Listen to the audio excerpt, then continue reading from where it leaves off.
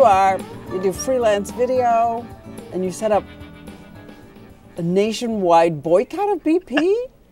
You just wake up one day, feel that that was your calling? It kind of was. I was watching the news, and I was upset about what was going on, and I just started a Facebook page, Boycott BP, and it just took off.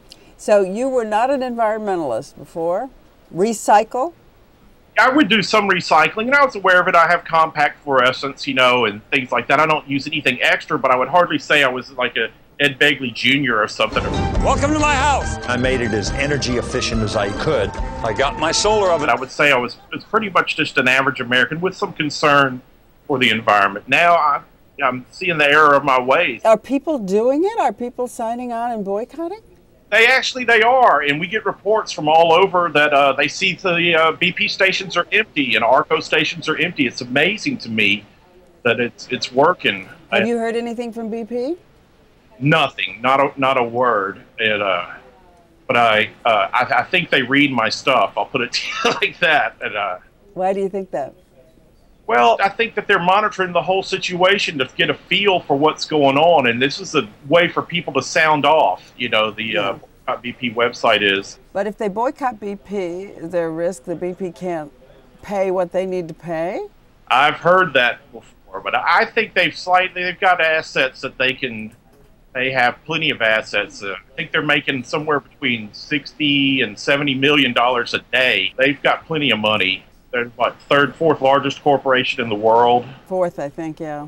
Yeah, so they're plenty big. What's the next thing you're going to do with this page? I've got 600,000 bosses telling me what to do, so I listen as much as I can. The crazy thing is just asking people to buy gasoline someplace else has raised so much anger out of a lot of people. It's like you're attacking their best friend or something, and you're like, it's just a gas station. You can go to another one and buy gasoline, But aren't you just hurting the gas station franchise owner? I mean, are you really hurting the company that much?